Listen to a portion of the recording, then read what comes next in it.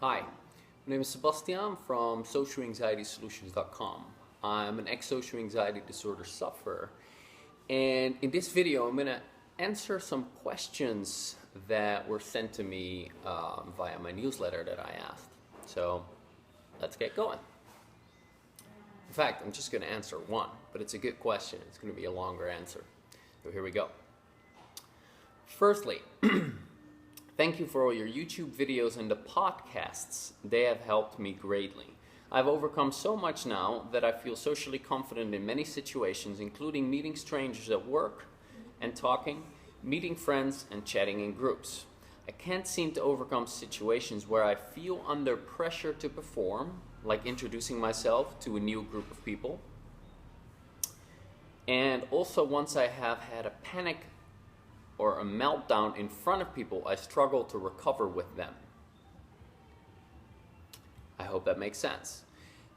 Yes, it does make sense. And there's a little bit more to his question. It's not really a question, it's more like a statement of what's going on. But I'll see if I can answer it as best as I can.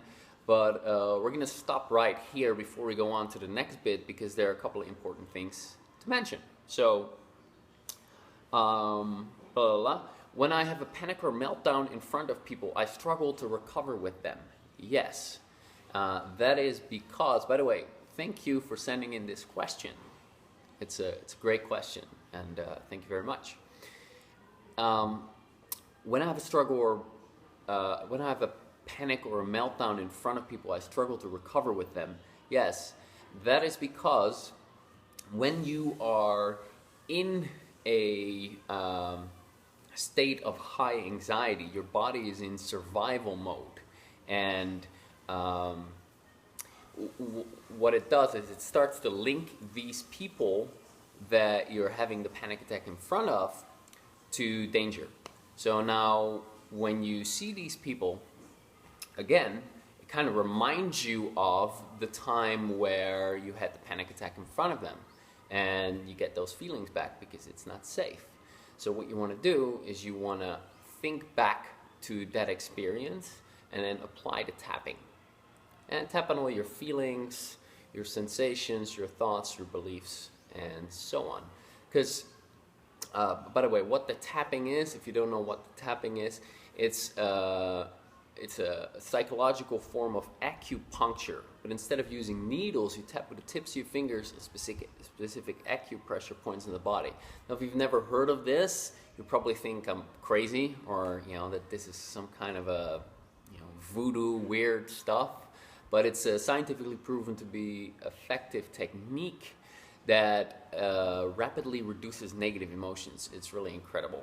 And I interview psychologists, psychotherapists, coaches, and so on my podcast show, Social Anxiety Solutions, many of which who have incorporated this tapping into their practice, into their coaching practice, and have seen their results with clients, get 10 times as good.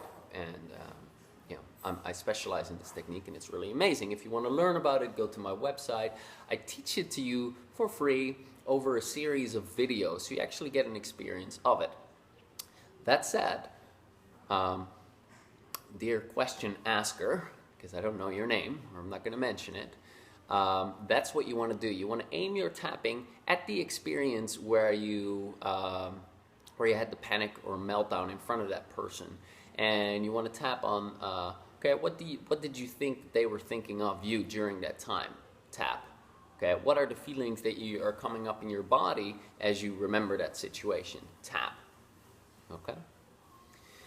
Now, probably you won't be able to get rid of all of the all of the discomfort and anxiousness, because there's a deeper reason for why you got anxious in the first place, which needs to be addressed. So, we're going to continue with your question. Can't seem to overcome situations where I feel under pressure. I also struggle meeting new people who I deem as important, like relatives or friends of a girlfriend. It's like I'm putting too much importance on their approval or something. Yes, that's true. So, and that kind of comes from a foundational core identity belief, something like, I'm not good enough, I'm not okay the way I am. You know, I'm flawed, or I'm not important, or I'm invisible, or I don't matter, or, you know, something along those lines. And that belief is actually what needs to be addressed. I'm not worthy, I'm not valuable, or I'm worthless, any of that. And that needs to be addressed properly. And how you do that is you figure out where that belief comes from. Well, that belief is in 95%, if not 100%, of the cases, it's going to come from your repetitive negative experiences in early childhood. So, what was it that made you feel bad growing up? You know, what happened? What was your relationship like with your dad? What was the relationship like with your mom? How were you treated?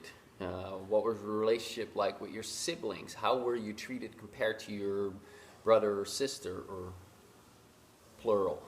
You know, did you have a mean teacher? So there are things that likely have happened repetitively. There's always a pattern that caused that belief to form.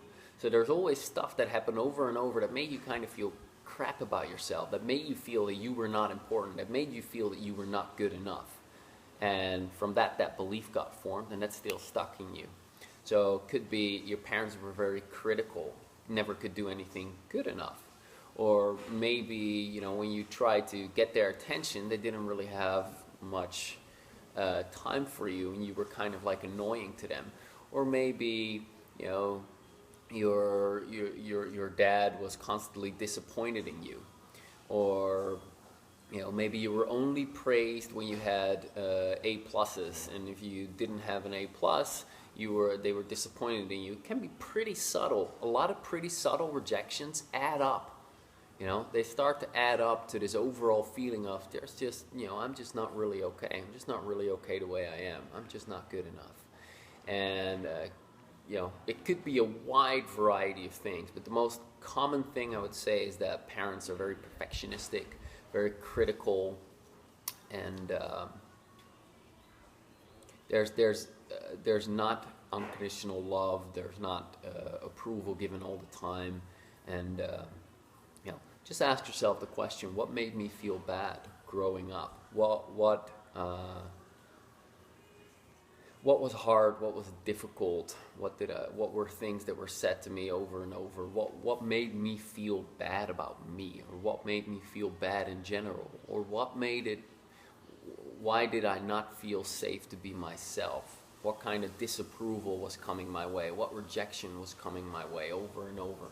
It could be subtle, or it could be more profound, and you want to address that by tapping on that. Okay, now it's not as easy to explain on this short video how you do that, but the videos on my website, socialanxietysolutions.com, helps you a little bit more with that. And yeah, I suggest you go there. And you want to tap on anything and everything you remember. That's a good first step. Okay, so facial expressions of your parents, facial expressions of disapproval, feelings that you had, thoughts that you had, what you thought that they were thinking about you, and that will give you a good start. And if you want to take things further, I go into great depth and have an exercise in my online system. More about that you can also find on my website. And you know, for some people, it's better to have someone help you and guide you through that in a one-on-one coaching session. So, I hope that answers that. Let me see if there's something else that I missed. Hope that makes sense.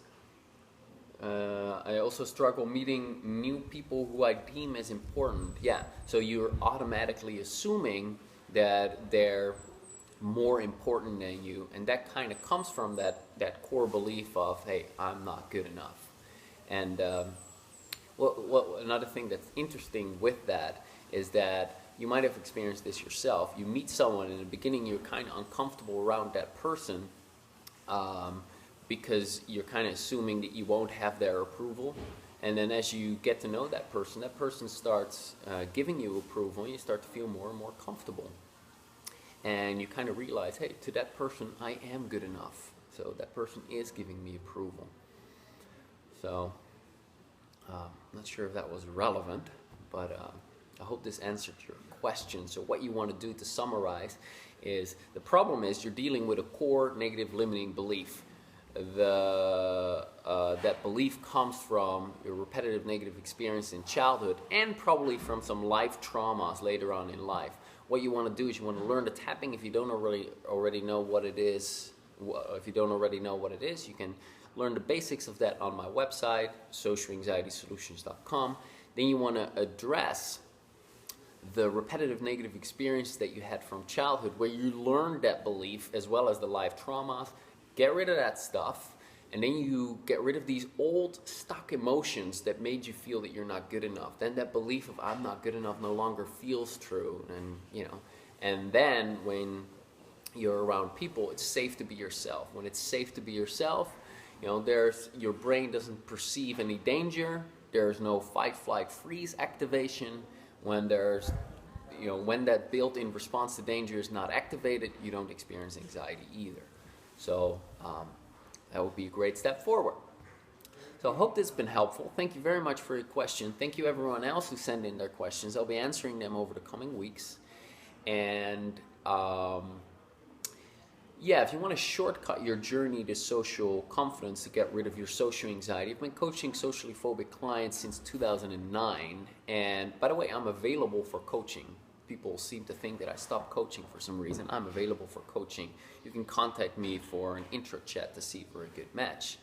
And I'll be answering these questions on video. So if you have another question, please send it to me at socialanxietysolutions.com/contact. And check out this Thursday's podcast. I'm the host of a podcast show called Social Anxiety Solutions. Here I interview the leaders of, the thought leaders in the therapy world. People who are Western traditional trained psychologists, psychotherapists, coaches, and so on, who have incorporated energy psychology into their practice and have seen their results, quadruple, skydruple, however you say it. And so I'm interviewing these people on my podcast on social anxiety related topic like self-acceptance, overcoming shame, fear of rejection, sensitivity, what else? Perfectionism, bullying,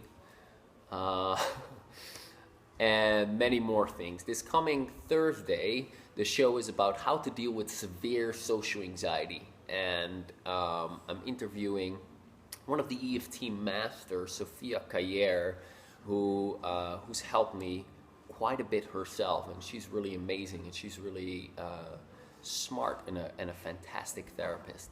So I think you're really gonna like that.